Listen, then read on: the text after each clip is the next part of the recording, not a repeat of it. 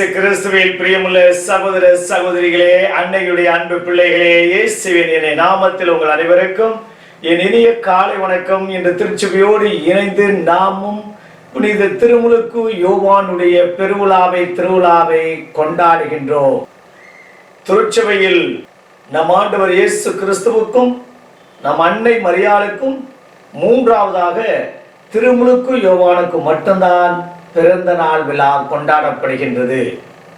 பெரும்பாலும் புனிதருடைய நினைவு நாளையே நாம் திருவிழாவாக நாம் கொண்டாடுகிறோம் என்றால் அது மிகையாகாது.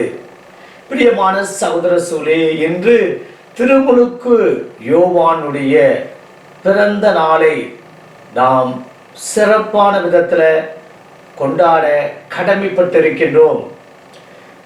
மத்தேயு நற்செய்தி 11வது அதிகாரம் 11வது வசனத்தில் ஆண்டவர் இவ்வாறாக கூறுகிறார்: மனிதராய் பிறந்தவர்களுள் திருமுழுக்கு யோவானை விட சிறந்த இறைவாக்கினர் யாரும் இல்லை என்று கூறுகிறார். திருமுழுக்கு யோவானை விட மிகப்பெரிய இறைவாக்கினர் பிறந்ததில்லை என்று கூறுகிறார். திருமுழுக்கு யோவானுக்கு அவ்வளவு நல்நடத்தை சான்றிதழ் நம் ஆண்டவர் இயேசு கிறிஸ்துவால் கொடுக்கும். ஒரு லட்சியத்தோடு ஒரு இலக்கோடு பயணிக்க வேண்டும் என்பதற்கு ஒரு முன் உதாரணம் ஒரு கல்லறையில் இவ்வாறாக எழுதப்பட்டிருந்ததா: ஏதோ ஒரு விதத்தில் நான் பிறந்தேன், வாழ்ந்தேன், என்று ஏதோ மண்ணோடு மண்ணாய் மக்கி போய்விட்டேன் என்று. இரண்டு முக்கிய காரியங்களை பண்ணுகிறார்.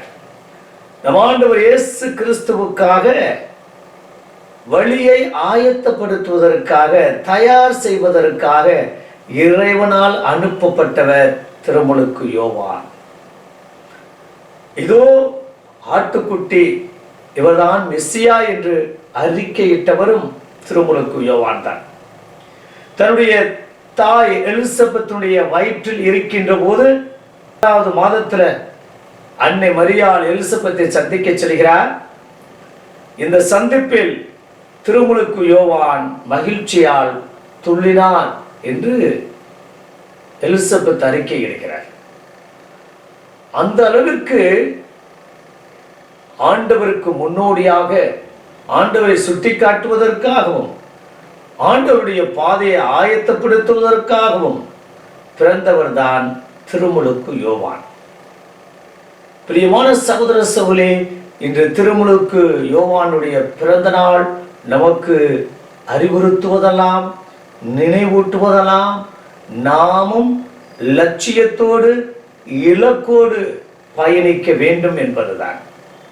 அரசனாக இருந்தாலும் குற்றம் குற்றமே, தவறு தவறே என்று அன்று ஏரோதை சுட்டி காட்டியவர். அதனுடைய விளைவு அவருடைய தலை எரோதியாள் தூண்டுதலால் அவருடைய மகள், எரோதியாளுடைய மகள் நடனமாடி, கவர்ச்சிகரமான நடனமாடி ஏரோதை மயக்கி, ஏரோதுடைய வார்த்தையினால் அவருடைய தலை வெட்டப்படுகிறது. பிரியமான சகோதரர்களே, என்ன நிலை வந்தாலும், என்ன சூழ்நிலை நாம் தள்ளப்பட்டாலும், உண்மைக்கு புறம்பாக நடக்காத ஒரே நபர் திருமுழுக்கு யோவான்.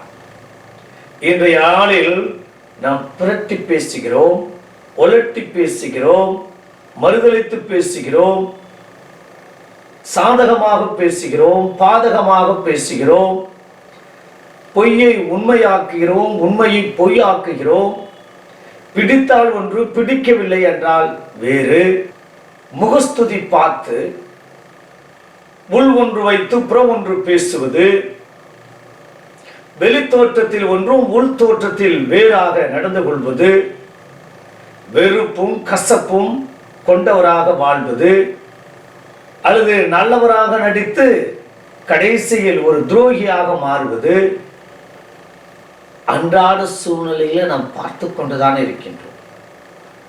ஆனால் திருமுழுக்கு யோவான் ஒரு லட்சியத்தோடு, ஒரு இலக்கோடு வாழ்ந்தார் என்றால் அது மிகையாக. நீ சிறந்தவர் என்று நாமும் போற்றுவதற்குரிய விதத்தில் ஆண்டவர் நம் ஒவ்வொருவரை பார்த்து மகிழ்ச்சி கொள்ள வேண்டும். சந்தோஷம் கொள்ள வேண்டும். ஆண்டவருடைய வருகைக்கு, இந்த இரண்டாவது வருகைக்கு நாம் எப்படி இருப்பினும் இருக்கின்ற இடத்தில், பணிபுரிகின்ற இடத்தில், வேலை செய்கின்ற இடத்தில் ஆண்டவருடைய வருகைக்காக நாம் மக்களை ஆயத்தப்படுத்த வேண்டும், தயாரிக்க வேண்டும். அந்த தயாரிப்பில் நாம் முதல் இடம் பெறுவோம். உண்மையும் நேர்மையும் கொண்ட மக்களாக வாழ, உண்மை என்றால் ஆம் என்றால் ஆம், இல்லை என்றால் இல்லை என்று சொல்லக்கூடிய மக்களாக, திருமுழுக்கு பெற்றால் மட்டும் போதாது, அந்த திருமுழுக்கை நாம் நினைவில் கொண்டு நாம் மறுபிறப்பாக, மறு கிறிஸ்துவாக வாழ முன்வர வேண்டும். என்ன நடந்தாலும் எது நடந்தாலும் அவையெல்லாம் இறைவனுக்காக நான் ஒரு தூசி என கருதுகிறேன் என்ற நிலையில் நம்முடைய வாழ்வு இன்னமும் நல்ல வாழ்வாக, திருமுழுக்கு யோவானைப் போல நம்முடைய வாழ்வு புனிதமான வாழ்வாக, இவர் அத்தனை சக்திகளையும் ஆற்றலையும் பாலை நிலத்தில் பெற்றார் என்றால் அது மிகையாக. இன்று நாம் பாலை நிலத்துக்கு செல்ல முடியாது.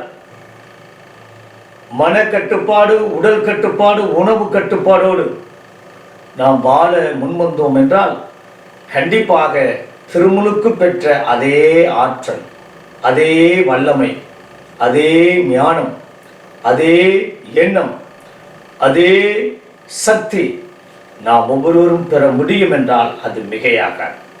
இதோ நாம் பிறந்தேன், வாழ்ந்தேன், இறந்தேன் என்ற ஒரு நிலைக்கு தள்ளப்படாமல் வாழ்கின்ற போதே சரித்திரம் படைக்கக்கூடிய நபர்களாக, சிறு கடுகு பெரிய மரமாக மாறுவது போல, ஒரு தீக்குச்சியினுடைய வெளிச்சம் பெரிய வெளிச்சத்தை உருவாக்கக்கூடியது போல, தொடக்கம் சிறிதாயினும்